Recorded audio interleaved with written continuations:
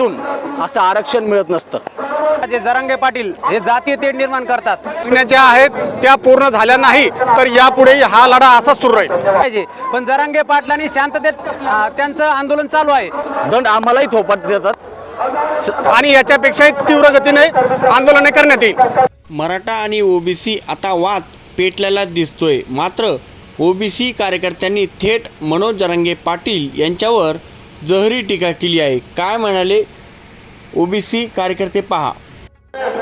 मला सांगा तुम्ही आज कायसाठी आलेले इथपर्यंत? आम्ही जे ओबीसी समाज इथं एकवटलाय, एकत्र आलाय, फक्त आमचं जे ओबीसी आरक्षण आहे त्याला धक्का न लावता शासनाने कुणालाही आरक्षण द्या। त्याच्यामध्ये आमचा विरोध नाही, त्या गोष्टीला आमचा विरोध नाही, पण संविधानिक तत्वावर आरक्षण मिळत असतं हे मी जरांगे पाटलाला आपल्या चॅनलच्या माध्यमातून सांगू इच्छितो। जरांगे पाटील असे दंड थोपटून असं आरक्षण मिळत नसतं। दंड आम्हालाही थोपट देतात। तुम्ही जसं काल तुमच्या बाईटमध्ये सांगितलं दंड थोपटून आरक्षण घेऊन दाखवतो, तसं आम्ही आरक्षण कसं मिळतं तुम्हाला आमच्यातून ते आम्ही दंड थोपटून मी तुम्हाला सांगतो।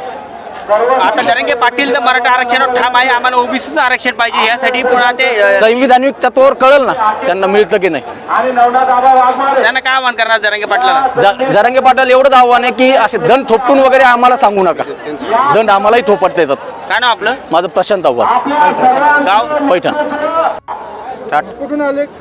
आम्ही पैठणवरून ओबीसी समाज बांधव 4 गाड्या घेऊन आलेलो आहोत आणि आमचा सर्वात महत्त्वाचा मुद्दा म्हणजे आज हे जरांगे पाटील हे जातीय तेढ निर्माण करतात, एकदम असं म्हणजे आव्हानात्मक बोलतात। हे आव्हानात्मक बोलणं थांबलं पाहिजे। ओबीसी समाजाला म्हणजे न्याय मिळालाच पाहिजे। आज इथे आम्ही समाज बांधव पूर्णपणे एकटवलो आहोत। एवढे इथे समाज बांधव आलेले आहेत, हे फक्त ओबीसीच्या आरक्षणाच्या संदर्भातच आलेले आहेत। आमचं 29% जे आरक्षण आम्हाला पूर्वी दिलेलं आहे त्या आरक्षणाला कुठल्याही प्रकारे धक्का न लागता ओबीसीचं आरक्षण तर राहिलंच पाहिजे। पण जरांगे पाटलांनी शांततेत त्यांचं आंदोलन चालू आहे, जातीय तेढ निर्माण करतील असं वक्तव्य त्यांनी करू नये, हे मी 2 शब्द तुमच्या चॅनलच्या माध्यमातून जरांगे पाटलाला सांगू इच्छितो। काय नाव आपलं? मी पैठणवरून सोमनाथ वाघमारे। माझं नाव दिनकर वाघ, मी घनसावंगी तालुक्यातून आलेलो आहे। आमची सर्व ओबीसी बांधवांची जी आके साहेबांची मागणी आणि नवनाथ आबांची मागणी आहे तीच आमची सर्वांची मागणी आहे। परंतु जे मराठा समाजासाठी आरक्षण मागणारे जरांगे जे म्हणतात की आम्हाला ओबीसीतून आरक्षण द्या आणि सरकार सुद्धा म्हणतोय की आम्ही ओबीसीच्या आरक्षणाला धक्का न लावता देणार। धक्का न लावता देणार म्हणजे काय? तुम्ही उदाहरणार्थ घ्या, आर्यन न्यूजच्या चॅनलमधून सांगतो, पैठणच्या तलावामध्ये पाणी आहे, त्याला धक्का न लावता देणार कसं शक्य आहे? त्यातलं पाणी काढून घ्यायचं। वा रे पट्टे, सरकारची भूमिका ही सुद्धा आम्हाला मान्य नाही।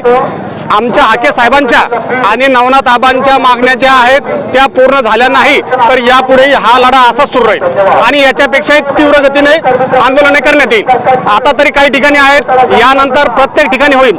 आणि दुसरी गोष्ट, जे आमचे 4 लोक ओबीसींचे उभं राहिले, आतापर्यंत जरांगे पाटील म्हणतात की त्यांना आम्ही मराठ्यांनी मतदान केलं का? महाराष्ट्रामध्ये एवढे 200 किती लोक उभं राहतात, त्यांना ओबीसींनी मतदान नाही केलं?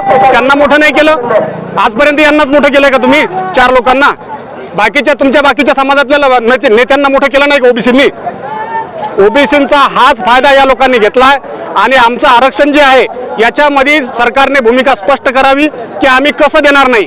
जी हाके साहेबांची आणि नवनाथ आबांची मागणी आहे आम्ही त्याच्यासोबत आहोत। धन्यवाद। माझं नाव दिनकर वाघ, घनसावंगी।